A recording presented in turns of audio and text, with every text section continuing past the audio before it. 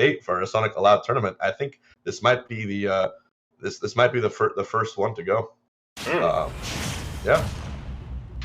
Dabuz versus Frosty, the final remaining Olimar and Richter in bracket for top 8 qualifier. Let's go ahead and get it, man. I'm actually a Belmont fan. I personally, I'm one of those fans who are like, I would never play the character, but they are a treat to watch at top level.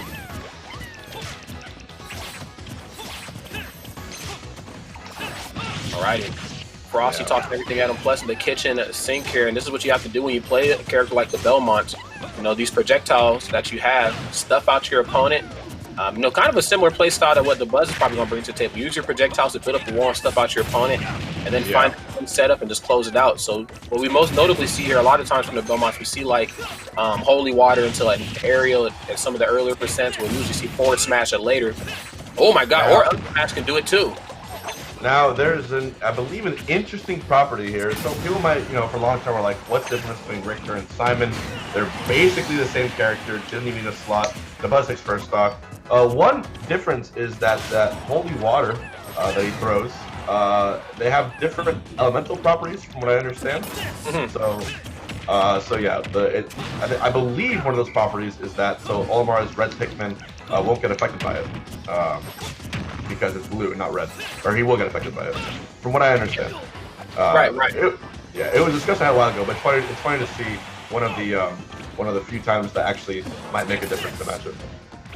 Yeah, we'll see how this one's gonna play out, man. Because like, you know, I was kind of back and forth about the Echo Fighter like thing, you know, when it first got announced. And then I'm like, you know what, man? I mean, if there's like small nuances and differences like that really, you know, make them feel like different characters, and I'm about it, you know, but I don't want, you know, reskin, you know. Right. And Dabuz taking another stock off of Frosty. But a good opening, but Dabuz is no stranger to dealing with a huge amount of projectiles. And one more time, reminder, this is best of 3. I'm not sure if Bash was the right strike for him either. Yeah, projectiles and just like kind of the nature of the Belmonts here on these platforms, you know, there's a lot in question right now. You know, one thing's for sure, you know, Frosty's getting a lot of his mileage just kind of staying stationary here on the ground and trying to set up this trap type of play style. But, you know, the trap type play style really only works when one of the opponents has to approach to really put damage on it. You know, Olimar / Alf, they can put damage on from the other side of the room here. So you might actually have to approach here just a little bit more. Yeah, and right now it's looking pretty hard for Frosty to come back. 78% with Dabuz having a double purple lineup here. This might be really hard for him. Of course, Alf / Olimar are one of the lightest characters in the game, so if he's at Rage, a good back is getting an early kill for him. Oh, definitely. He seems a bit overwhelmed right now. Double purple is very dangerous these percents because the last thing that the Belmonts want to have to do it is being off stage. But this is the deadliest, or maybe one of the deadliest combinations that Olimar and Alf could have, the double purple plus the blue at these later percents. Up air, oh, there's the parry. Oh my God, and yes, forward tilt. Stop playing with me. 139 now for Frosty. Still cannot find the kill, and as I say that, Dabuz almost dies. Ooh, okay. Wow.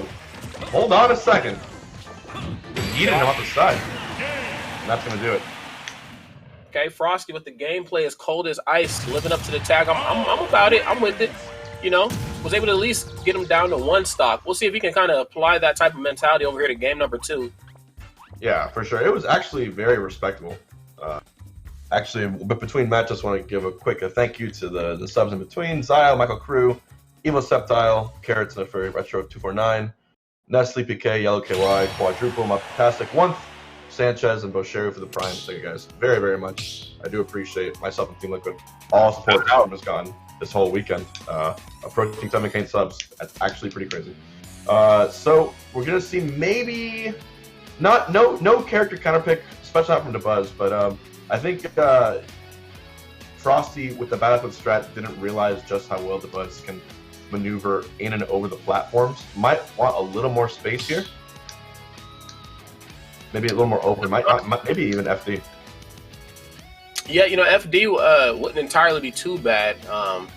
Obviously, lesser room to try to hide from Frosty's. Almost said PK Fire Holy Water. So yeah, I mean, there's that to take into effect. You know, obviously not being able to the platforms to hide away. But I think I kind of spoke about it at the end of the last game. I just think Frost just needs to get a little bit more in Dabuz's face, as daunting of a task as that might be. The trap game and just the zoning game might not do as well for him as he probably thinks it will. Only because Dabuz has a character that's going to play a very similar role. So maybe one of them kind of switches it up. It might be okay, but we'll see what stage we get here. We even have a transition for Town and City. Very, very nice.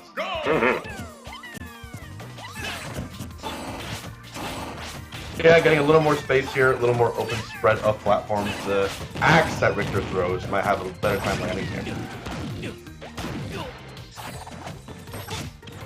Okay. Up above, I like thing is, what makes Richter a deadly character, Simon and Richter, is their long range, obviously. When their smash attacks connect at some of the later percents, they put on just a ridiculous amount of damage. The thing is, though, in order to even get to that type of point, you have got to get your zoning game proper. And Dabuz is just stuffing out all the options here. Only at 10% now for Dabuz. He's not even found kind of an approach here. Gets a good throw at 30%. No take this for you. Oh, almost.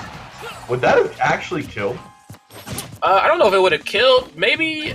I don't know. I don't know. Full rage, Richter, 36%. Olimar on the full right side of the platform. Man, I'm afraid to even think about it, to be honest, because you might actually be right. That would have been ridiculous. So Frosty's trying to force his hand here, being a little more intimidating. Almost like a bluff, a little bit. 189 now. And climbing. Stock is definitely on borrowed time here. Gets the is that okay. Even yellow. Even a yellow will do that one. Okay, not getting anything off of these holy waters, and that's kind of the hole in his neutral right now. He's using his holy waters at the right time. They just aren't connecting. Okay, forward tilt, looking to space him out a little bit closer than what we've probably seen in some of the moments in the last match. Okay, Dabuz is. If there's one thing Dabuz is not doing, it's taking this. He keeps saying take this, but he's not.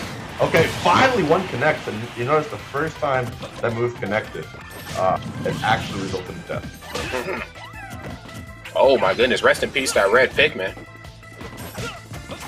Okay, looking to space out properly here, not getting anything off of the cross. Holy Water seems to be a little bit, serving him just a little bit better here for the most part. My goodness. 41 for Dabuz, but every little bit of rage really makes it look restricted. That much scare, what a read! Purple Pikmin on the roll. Dabuz one stock away from entering top 8.